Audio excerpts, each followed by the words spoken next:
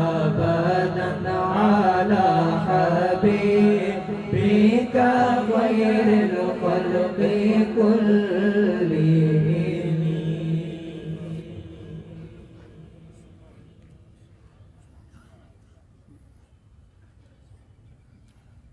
اللهم صل على سيدنا مولانا محمد وعلى آل سيدنا مولانا محمد قد حين يا رسول الله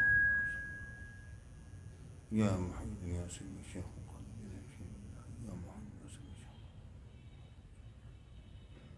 بسم اللہ الرحمن الرحیم. سامعین کرام، حاضر محفل، پیارے ساتھیوں، دوستوں، بزرگوں، پیارے پیارے بچوں، بیٹیوں، بہنوں، ماؤں، السلام علیکم ورحمۃ اللہ وبرکاتہ. الحمدللہ آج ہم سب لوگ جمع ہوئے. آج ارادہ کچھ اس انداز پر ہے کہ چونکہ میں نے عرض کیا تھا کہ 11 شریف کے متعلق عرض کروں گا، تو خیال کچھ اس طرح سے ہوا کہ بخاری شریف کی حدیثوں کو سامنے رکھتے ہوئے 11 شریف بیان کرتے ہیں.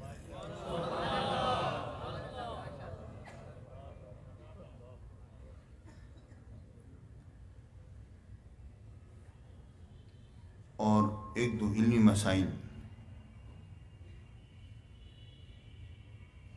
غوث اعظم کی سیرت طیبہ کے ضمن میں پیش کر دیا جائے.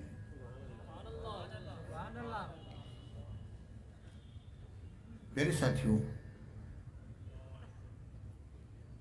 اور یہ اللہ کے مزارات پر حاضری اور ان کے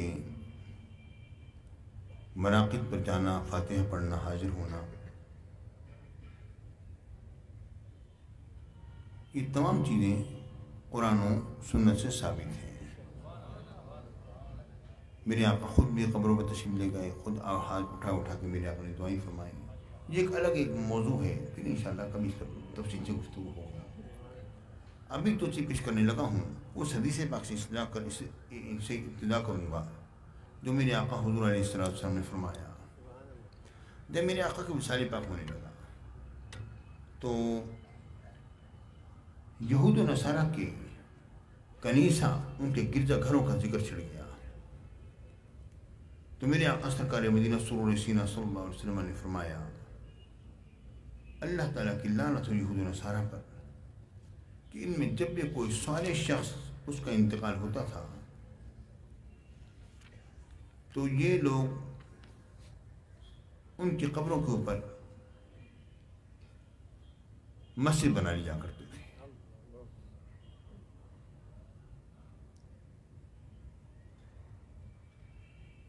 تو یہ حدیث پاک لے کر کہ قبروں پر مسجد بنا لینا یہ یہود و نصارہ کا طریقہ چلتا چلا آ رہا ہے، اور تم لوگوں نے مزارات مسجدوں کے ساتھ بنا لیے وغیرہ. میرے ساتھ میں بالکل ہٹ کر جواب دے رہا ہوں. وہ جواب ہے جو کہ عام طور پر نہ میں نے سنا اور نہ ہی علماء نے دیا. مجھے یہ بات فرمائیے کہ یہ تو کہا گیا حدیث پاک میں آتا ہے کہ انہوں نے اپنی صالحین کی قبر پر مسجد بنا لی.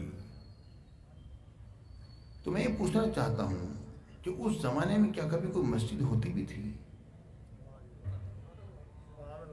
تو یہود و نصارہ کا کنیسہ ہوا کرتا تھا، بیعہ ہوا کرتا تھا، بیعہ تھا، کنیسہ تھا، صومعہ تھا.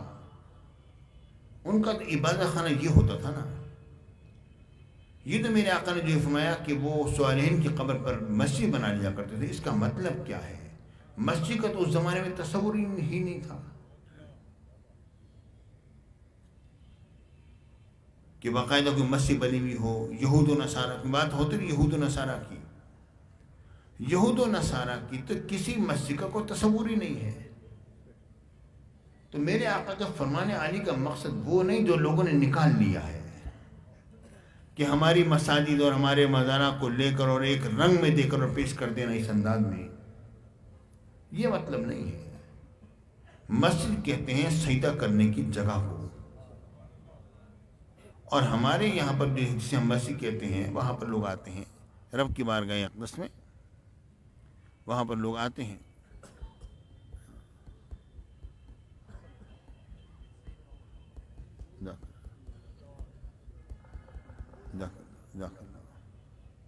پیارے ساتھیوں،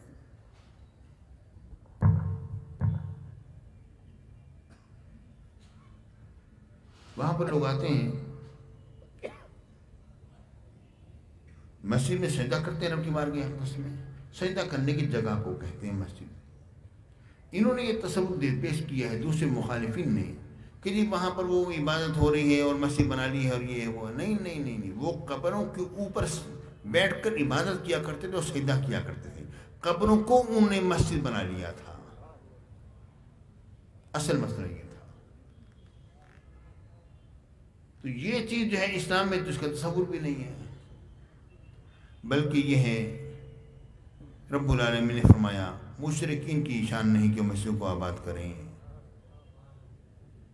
ما کان للمشرکین ان یعمروا مساجد اللہ. مشرکین جو ہے مسجدوں کو آباد نہیں کریں گے. اور پیارے ساتھیو، یہ قرآن کا فیصلہ ہے کہ مشرک کبھی مسجد کو آباد نہیں کرے گا. اور ہمارے ہر مزار کے پاس ایک آباد مسجد ہوتی ہے. ہمارے ہر مزار کے پاس ایک آباد مسجد ہوتی ہے، اور مشرک کبھی مسجد کو آباد نہیں کرے گا. تو اگر مزارات پر حاضری دینے والے اگر مشرک ہوتے تو کبھی ان کی مسجدیں آباد نہ ہوتی. آپ غور فرمائیے، سرکار غوث اعظم سیدنا شیخ عبد القادر جیلانی رضی اللہ تعالیٰ عنہ کو اللہ رب العالمین نے جو روحانی قوتوں سے نوازا وہ حیرت انگیز تھی.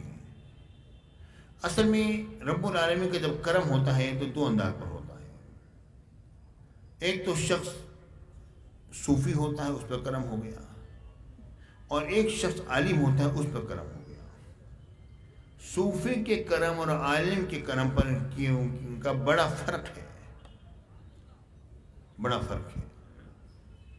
اب وہ فرق میں پیش کرتا ہوں، اس کے بعد میں تھوڑی سی بات کو آگے چلاؤں گا. فرق یہ ہے کہ حضرت جریج رضی اللہ تعالیٰ، بخاری شریف میں حدیث پاک آتی ہے، حضرت جریج رضی اللہ تعالیٰ عنہ عبادت میں مشغول تھے. ان کی والدہ آئیں، انہوں نے آ کے کہا یا جریج. وہ نماز پڑھ رہے تھے. انہوں نے کہا اللہم صلاتی و امی، اے میرے اللہ میری نماز اور میری ماں. ادھر نماز ہے، ادھر ماں ہے. نماز کو جاری رکھا، ماں کی تو متوجہ نہ ہوئی. اگلے روز پھر وہ آئی ملاقات کرنے کے لیے، بیٹے سے ملنے کے لیے. پھر آواز لگائی یا جریج. اس وقت وہ پھر وہ نماز پڑھ رہے تھے. اللہم صلاتی و امی، پھر نماز میں جاری رہے. تیسرے دن پھر جب اس طرح ہوا تو ان کی والدہ یہ کہہ کر چلی گئیں یا اللہ اس کو موت اس وقت تک نہ آئے جب تک یہ کسی کنجری کا منہ نہ دیکھے.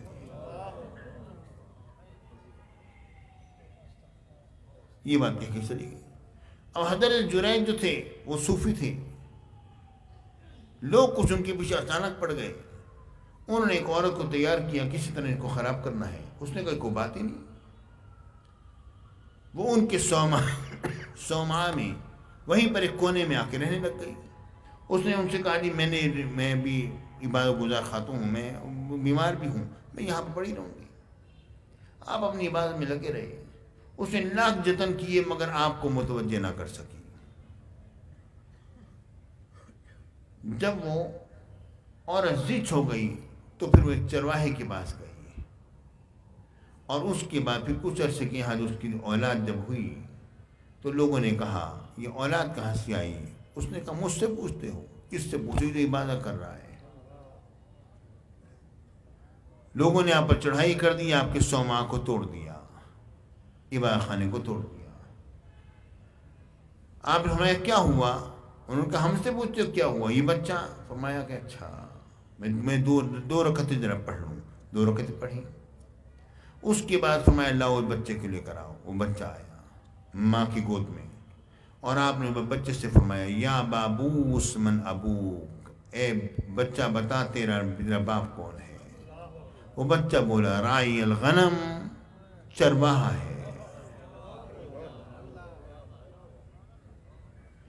پیارے ساتھیوں دیکھیں، بات اصل میں یہ ہے کہ وہ علم کی نعمت سے بہرمند اس انداز پر نہ تھے. عبادت ضرور کر رہے تھے، رب کا کرم تو ہو گیا، لیکن جب علم کی نعمت کے ساتھ ہوتا ہے تو معاملہ دوسرا ہو جاتا ہے. وہ کیا؟ اس کی مثال قرآن پاک میں آتی ہے.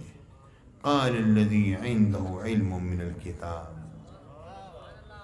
کون ہے بلکہ کی اس کی تخلیق کرائے گا؟